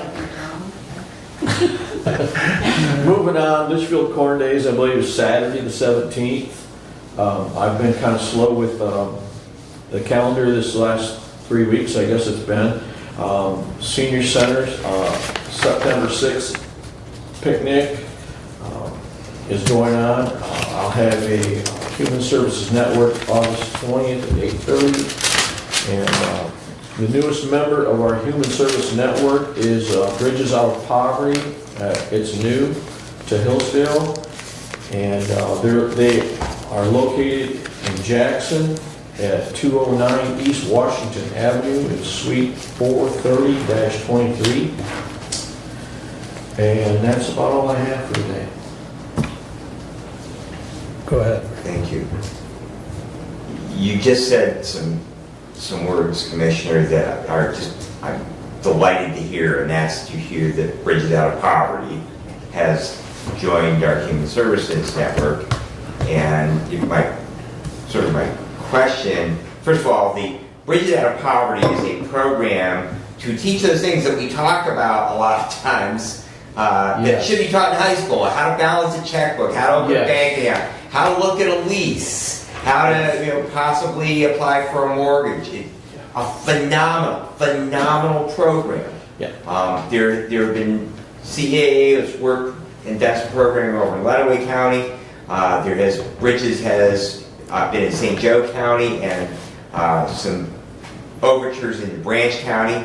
And I'm delighted to hear that they are part of HSN, and we do everything to encourage them to offer that programming to the residents and citizens of our county, because it is a phenomenal program and teaches some very needed skills. And it is the stuff of which we talk about all the time to truly make a difference in people's lives, to get them from being the working poor to being part of middle-class America. So I am absolutely delighted to hear that. Thank you. Yes, I've just been recently introduced to them, and from what I've seen so far, they do have a very valuable outlook for everyone. So it's good that they're going to be part of this.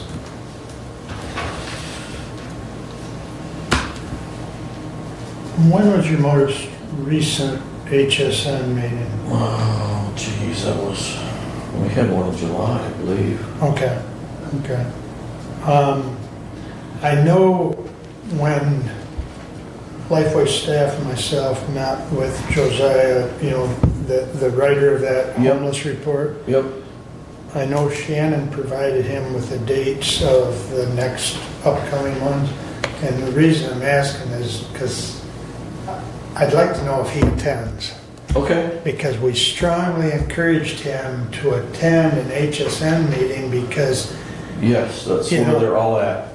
Everybody's there. And those are the services, or those are the providers, if you will, that can help the homeless. And, and I just...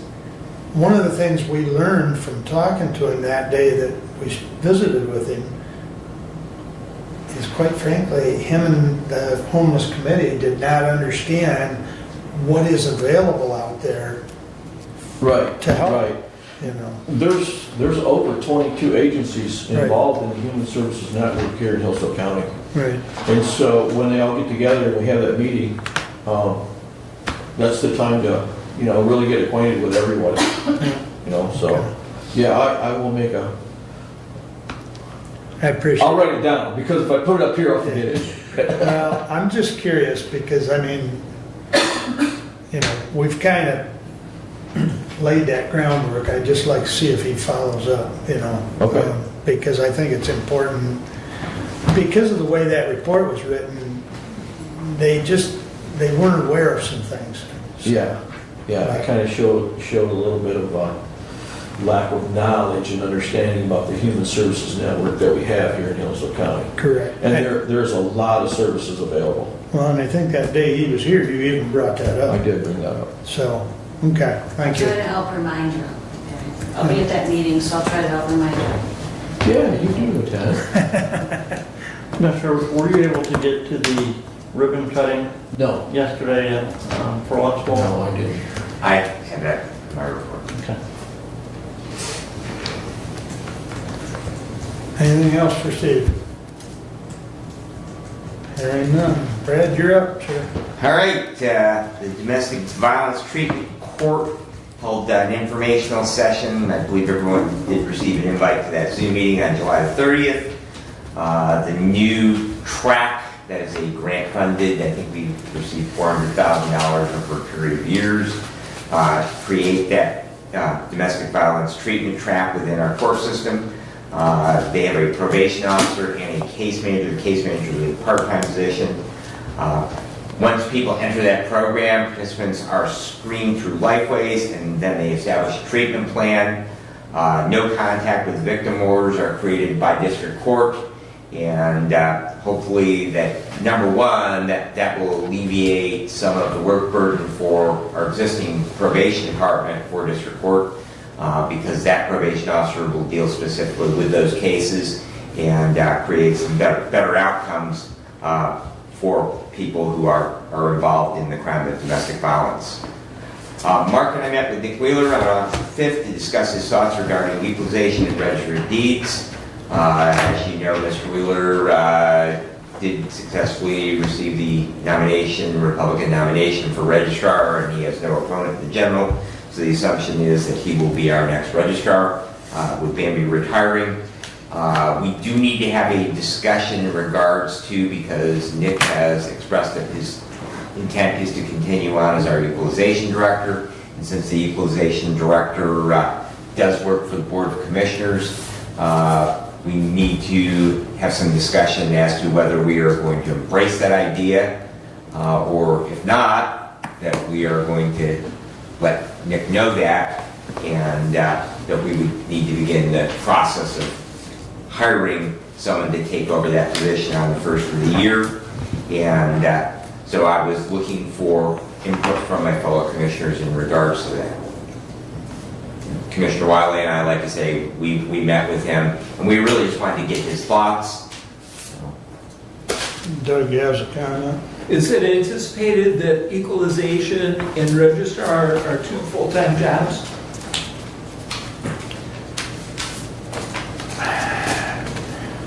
I kind of gather, and please chime in, but from our discussion with Nick, he will be splitting time between the two is his current plan.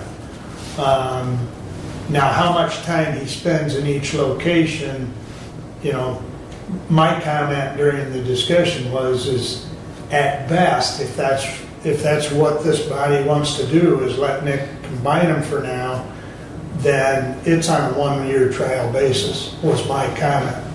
Because I don't know, there's too many unknowns to it. Right, he doesn't know either, so, Correct.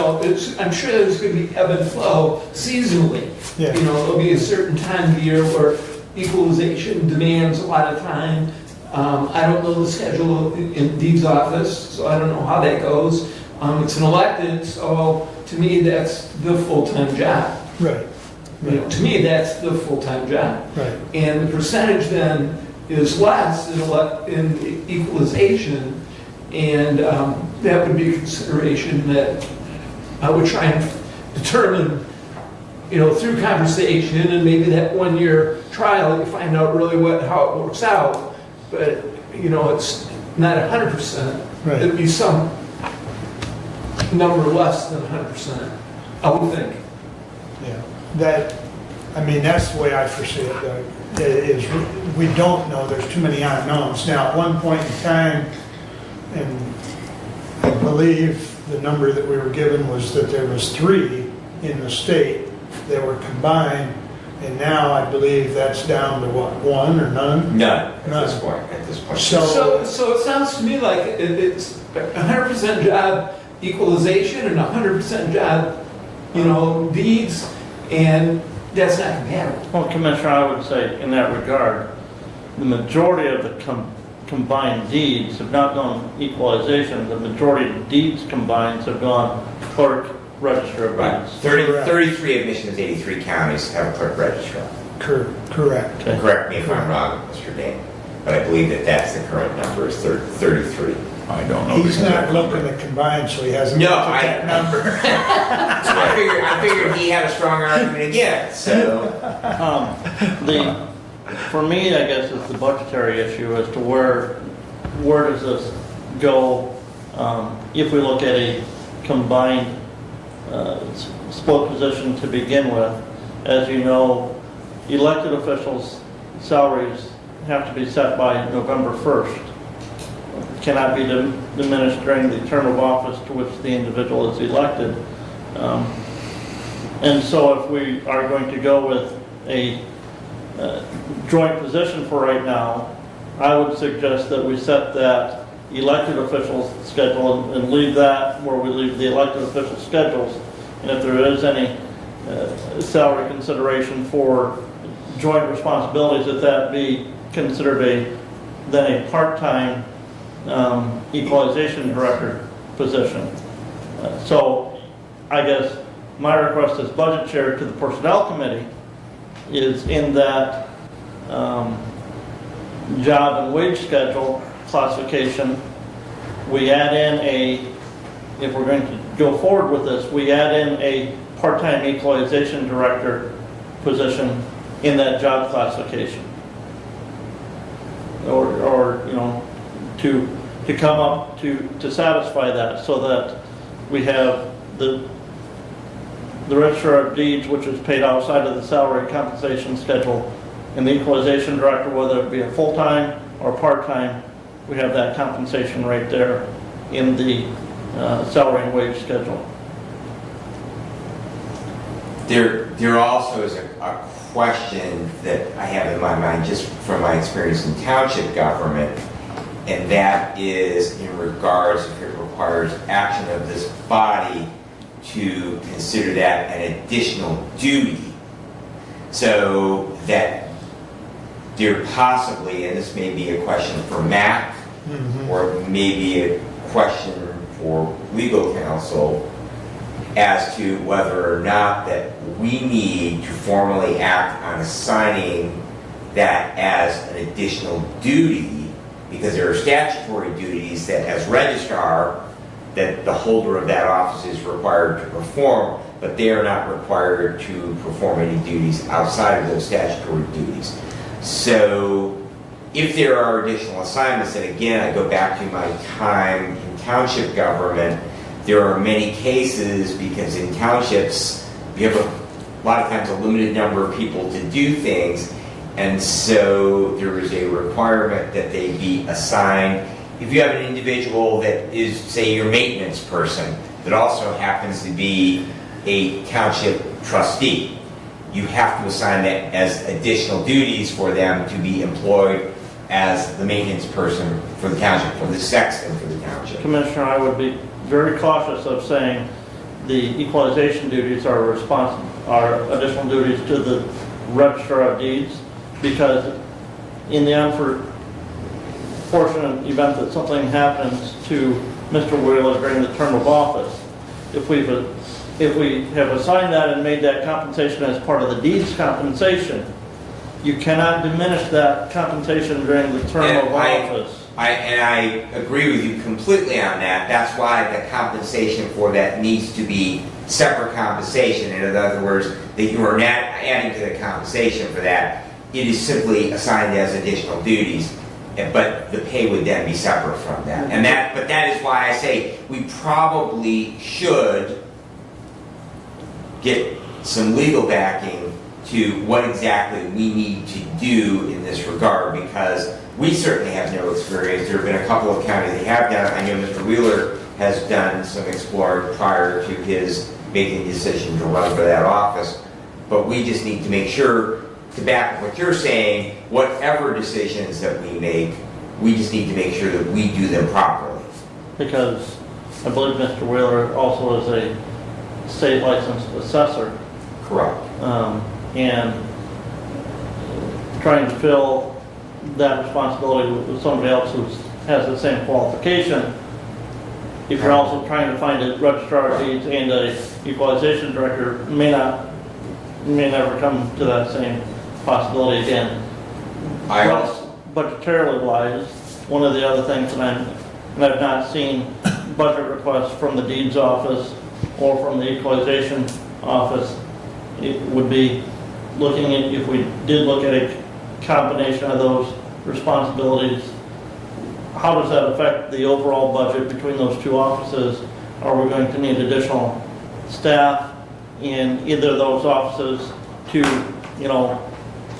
or additional compensation for that chief deputy in each of those offices, because they're maybe going to be doing more work now with the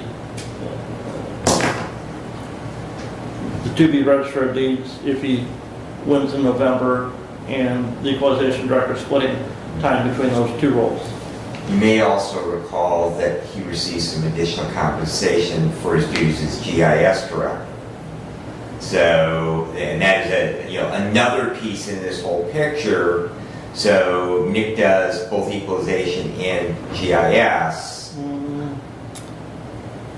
I would have to look and review that. I think that was, I don't remember if that was still there, if that was included as part of the equalization wages in the salary and wage schedule. But again, we need to look at that because those are some additional duties that he does perform. And so will those duties then be turfed to someone else in equalization? So the deputy director, will he still be expected to do those things? And I want to say publicly, Nick is like the hardest working man in show business. I mean, Nick spends countless hours on county business. He really, really, truly does. So he is an incredibly dedicated employee, sometimes probably to his own detriment. He works that hard. And I don't want to diminish in any way, shape, or form what his commitment is to the county. But it is, we need to look at this body because we employ the equalization director. We need to have this discussion. We need to look at it. So because the elected office is an elected office, and we have, other than budgetary, we have very little oversight over, the duties of that elected office. But the equalization office, however, is a direct report to the Board of Commissioners. All right. Before you continue, Yes. there are specific things, I just made a note, I'll email Mac, but, I think there were some questions you had, questions. Email them to me, I'll put it all in one email to Mac, and we'll try and find out if they can help us navigate this. Okay. Because, as you indicated, this is all new to us, and if we can get some assistance, I think it'll help. And that's why I want to approach it now rather than as we get closer, and I believe Commissioner Yeah. Laney has had one. So please send me your comments. You said this was a temporary thing with Nick combining the deeds, right? Well, it's temporary as long as, we, the Board of Commissioners, make that decision to allow it to continue. Well, and he may find out that it might not be such a good idea. Sounds like he's already got a lot of hats to wear. Well, and I think he's aware of that. Yeah. And I think it could be him throwing up the white flag, but it also could be us saying, hey, we think it needs to be separate. Because as Brad's indicated, the equalization is one of the department heads that falls under the preview of this body. So, Yeah. And to Brent's point, if something was to happen, if Nick, whatever, the case may be, you probably won't find an individual that can wear that many hats. Right. Well, and the other part of the discussion that the three of us had, Brad, Nick, and I, was we don't want to make it such a morph, if you will, that it can never be pulled apart. Because, Because then you're dependent on somebody who has a state assessor license, then running for register of deeds. Right. Yeah. Right. Could get into a whole can of worms. So, please send me your comments, questions, and otherwise, and I'll get it all up to Mac. So, all right, please continue. All right, moving on. We should have the documents for Motorola regarding our contract for the public safety radio system for our next meeting. Those are currently in process. Just to that, Mr. Whitaker is on vacation, so Assistant Director Smith is in charge of 911. There are things going on behind the scenes moving forward with that, but we should have something at our second meeting this month. I had an opportunity to discuss or to attend Advanced Disaster Life Support training in Kalamazoo on August the 7th. The training was excellent in dealing with multiple mass casualty incidents.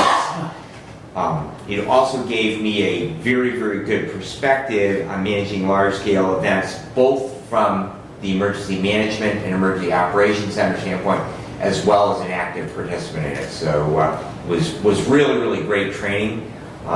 This is something that it's the International Disaster Life Support Foundation that actually sponsors the classes. They have a number of different classes that you can take at no cost.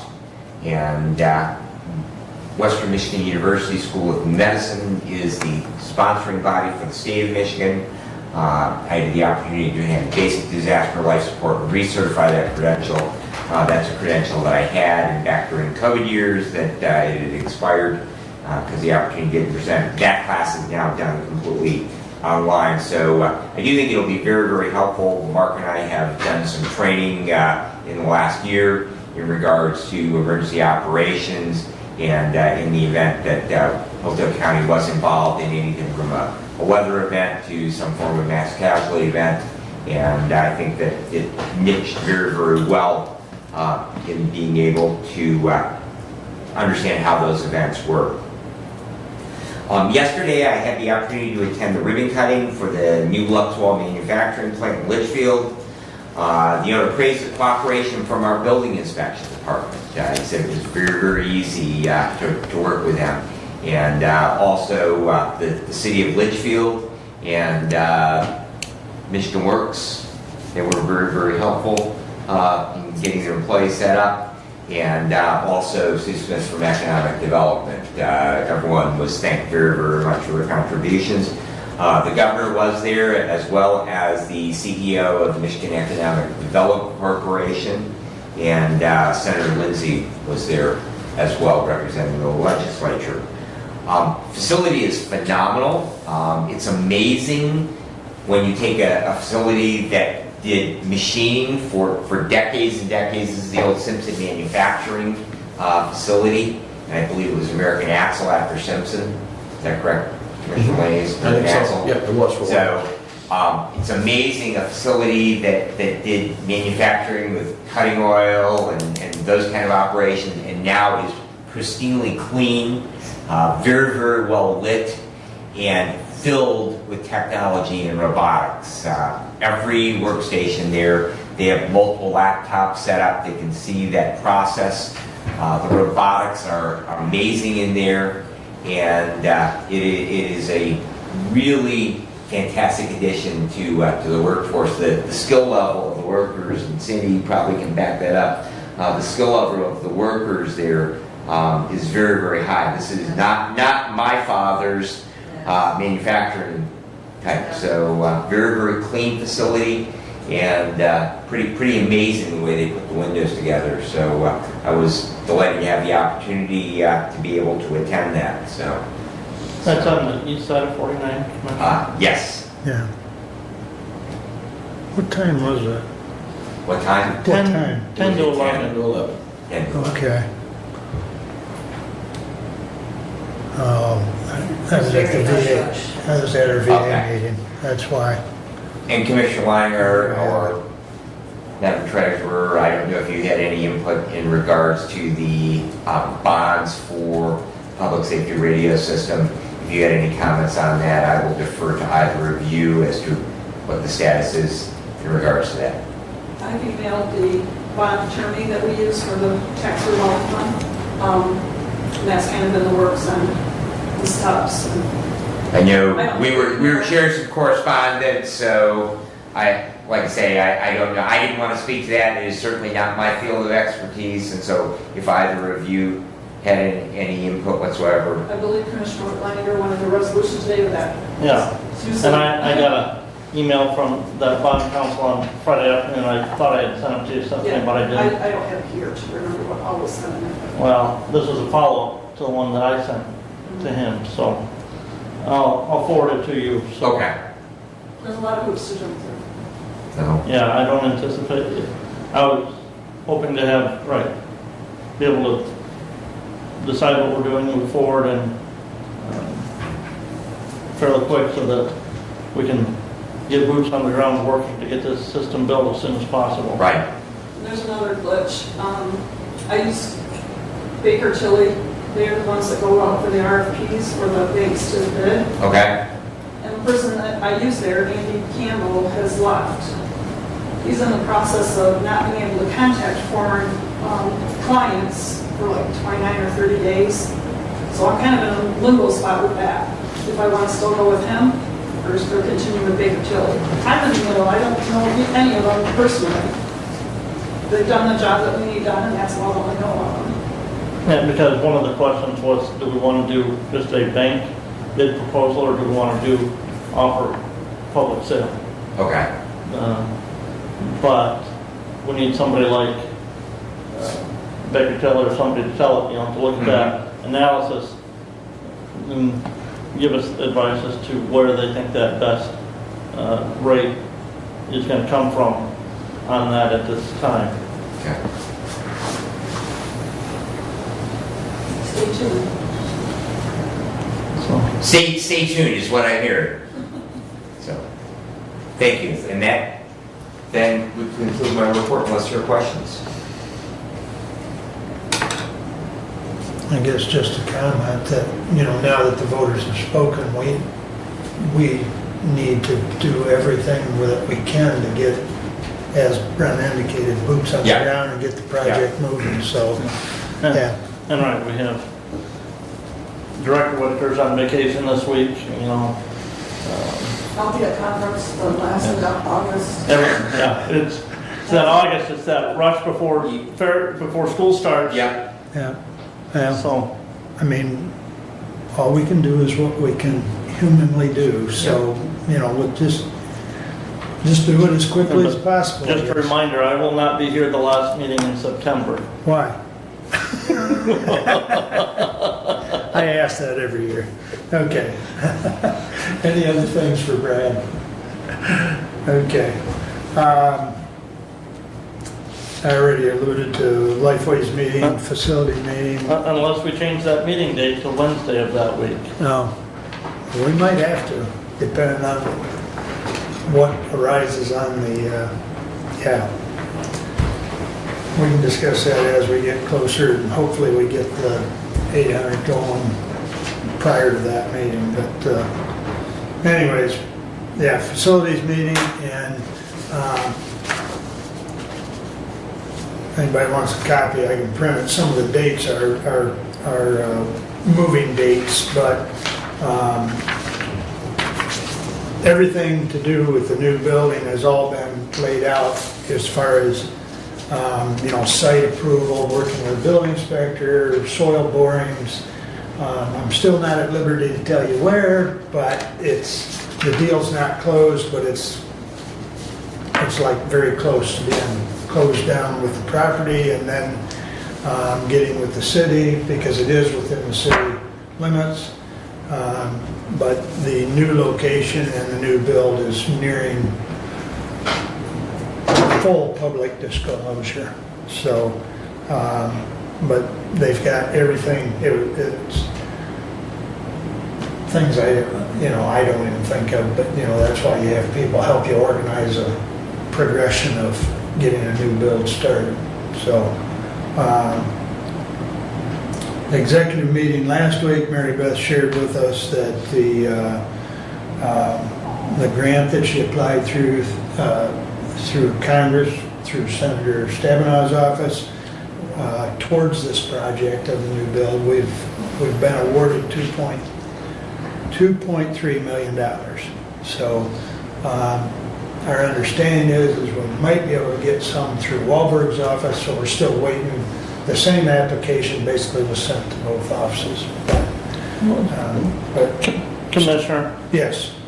is that word that they're going to work to put that into the fiscal year budget, or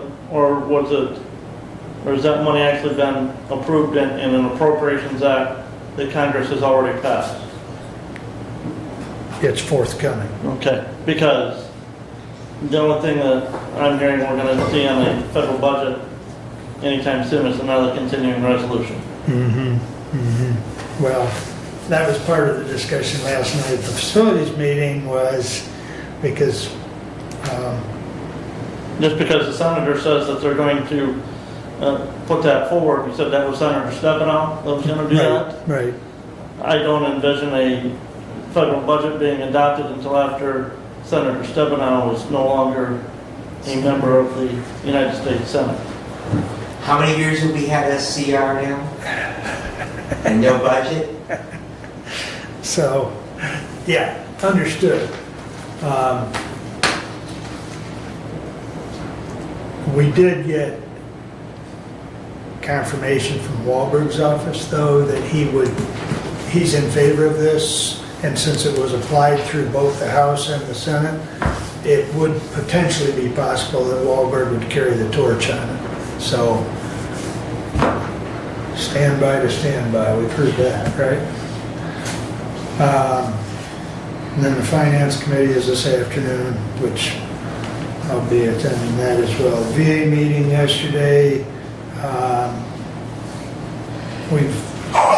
We adopted some, well, we haven't finalized the adoption. That'll come next month after Dolly makes a few more tweaks to the forms, but new intake forms so that we have a little more information on the clientele, if you will.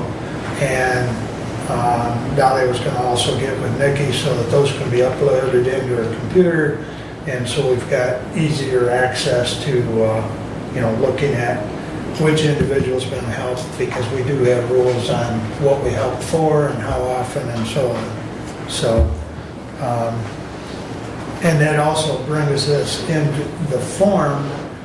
So there was a committee of the board members, 3 of them that looked at these, and that form is more in line with what the state has for questions as far as the state veterans. So just try and be a little more compliant. So, and Renee informed us that she got information back that once again, Hillsdale County as a whole, in total benefits, whether it's benefits through her office or disability or whatever for the veterans within the county, Hillsdale County through the veterans has taken in a little over $32 million. So probably of which most gets spent locally, I would think. But there was a question as to how much of that is like community care money that's, funneled through the hospital for service. She didn't know, but I am sure some of that is for medical, I would suspect.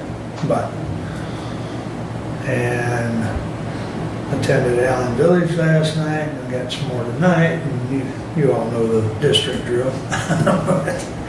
That's all I have unless there's a question. Brings us back to public comment. Anyone wish to address the board at this point? Stephanie, please do. I just want to plug out for the tax foreclosure auction. It's August 20th. Early bidding has started already. That started at the end of July. The website is tax-sale.info. If anybody's interested in bidding, I would encourage them to look at all the rules, because you have to have like $1,000 hold on a credit card to be able to bid. And the bidding closes, I believe, at 7 o'clock on the 20th. I think there's like 20 properties. Thank you. Anyone else wish to address the board? All right. Thank you all for coming. Additional business, Doug? None. Brad? Nothing. Brent? None. Steve? None. We are done for today, gentlemen.